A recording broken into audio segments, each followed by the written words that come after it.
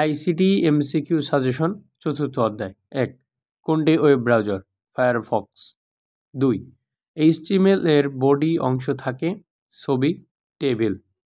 3. কোনটি HTML tag এর closing tag থাকে না? বিআর ট্যাগের ক্লোজিং ট্যাগ থাকে না। 4.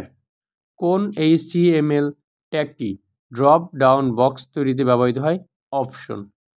5. এইচটিএমএল এ বাংলা ফন্ট ব্যবহারের জন্য কোন অ্যাট্রিবিউট প্রয়োজন হয়? ফেস।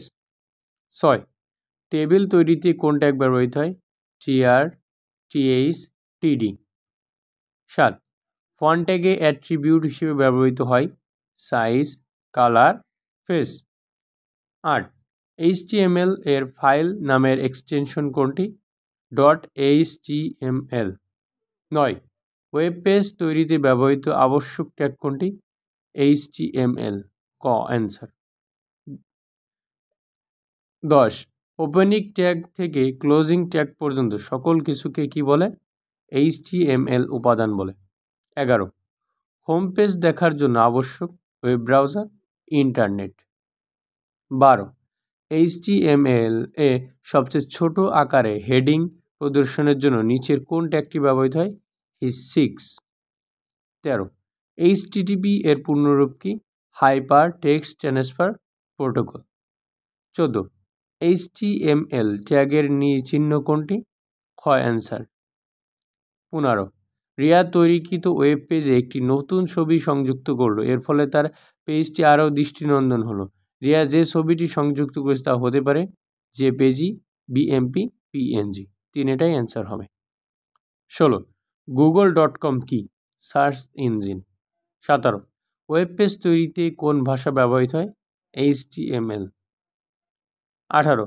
উদ্দীপকের চিত্রটি ওয়েবসাইট কাঠামোর কোন কাঠামোর সাথে মিল রয়েছে? লিনিয়ার। 20.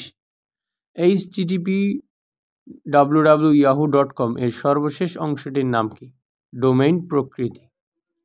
19. ওয়েব পেজ ডিজাইন কোনটি? HTML ডকুমেন্ট তৈরি। 21. প্রাপ্ত আউটপুটটি কি দেখাবে? টেক্সটটি বড় হরফে হবে। 22. রিয়াজ কলেজ ভর্তির আবেদনের জন্য একটি সাইবার ক্যাফেতে গিয়ে একটি ইলেকট্রনিক ফর্ম পূরণ করে। সেখানে বসেই সে তার মোবাইলে পূরণকৃত ফর্মের আলোকে নির্দেশনামূলক একটি মেসেজ পায়। উদ্দীপকে তথ্য প্রযুক্তির কোন সেবাটি গ্রহণ করা হয়েছে? ওয়েবসাইট। 23. আইএসপি এর পূর্ণরূপ হচ্ছে ইন্টারনেট সার্ভিস প্রোভাইডার। 24. ডিএনএস এর পূর্ণরূপ হচ্ছে ডোমেইন নেম সিস্টেম। 25. একটি পেজের সাথে অন্য পেজের সংযোগকে HTML এর ভাষায় কি বলে? হাইপারলিঙ্ক বলে। 26. রিফাত নতুন ওয়েব ডেভেলপার ব্যবহার করে ওয়েব পেজ তৈরি করে এবং হাইপারলিঙ্কের কাজ করে। রিফাত উদ্দীপকের কাজ করতে কোন ট্যাগ ব্যবহার করবে? এ ট্যাগ।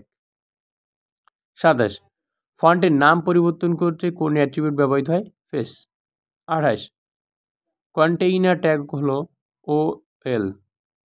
29. ডোমেইন নেম হলো ওয়েবসাইটের একটি স্বতন্ত্র নেম। 30. HTML এর উদ্ভাবক হলো টিম বার্নার্স-লি। 31. লিঙ্ক ট্যাগ কোনটি? এ। 32. URL এর অংশগুলো হলো protocol name, host name, directory name. 33. উদ্দীপকের প্রাপ্ত আউটপুটটি কি দেখাবে? H2O। 34. নিচের কোনটি ফাঁকা ট্যাগ? PR। 35. ওয়েব পেজ প্রদর্শনে ব্যবহৃত হয় ব্রাউজার। 36. নিচের কোন ট্যাগের এলিমেন্ট থাকে না? BR এবং ইমেজ ট্যাগের। 37.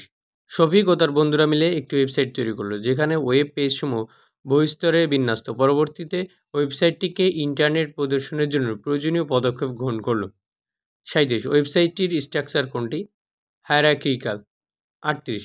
শফিকের গৃহীত পদক্ষেপসমূহ হচ্ছে ডোমেইন নেম রেজিস্ট্রেশন করা, ওয়েব হোস্টিং করা। 39. ওয়েবসাইটের একক ঠিকানা URL। 40. রিয়াজের তৈরিকৃত ওয়েব পেজটি লোডিং করার পরও ডেটার মান পরিবর্তন করতে পারছে না। এই সমস্যার সমাধানের জন্য তার শিক্ষক তাকে কয়েকটি ভাষা ব্যবহার করার পরামর্শ দিলেন। 40. রিয়াজের তৈরিকৃত ওয়েব পেজটি কোন ধরনের? Static web page. 41. সারা বিশ্বের সকল IP অ্যাড্রেস ও ডোমেইন নেম নিয়ন্ত্রণ করে কোন প্রতিষ্ঠান? ICANN। 42, উদ্দীপকে এলিমেন্ট কন্টেন্ট কোনটি? বাংলাদেশ। 43, উদ্দীপকে অ্যাট্রিবিউট ভ্যালু কোনটি? সেন্টার। 44, ওয়েবসাইট পাবলিশিংয়ে গৃহীত পদক্ষেপ সমূহ হচ্ছে ডোমেইন নেম রেজিস্ট্রেশন করা, ওয়েবসাইট হোস্টিং করা। 45, ব্রাউজার যদি কোনো কারণে ইমেজ লোড করতে ব্যর্থ হয় তখন ইমেজের পরিবর্তে কোনো টেক্সট প্রদর্শনের জন্য ব্যবহৃত অ্যাট্রিবিউট কোনটি? ALT। 47, স্ট্যাটিক ওয়েবসাইটের বৈশিষ্ট্য কোনটি? ব্রাউজারে দ্রুত লোড হওয়া। 48, শিক্ষা প্রতিষ্ঠানে ব্যবহৃত টপ লেভেলের ডোমেইন নেম হচ্ছে .edu। 49, যে সংখ্যাটি দেখাচ্ছে এটিকে কি বলা হয়? IP address. 50, URL হলো ওয়েব পেজের অ্যাড্রেস।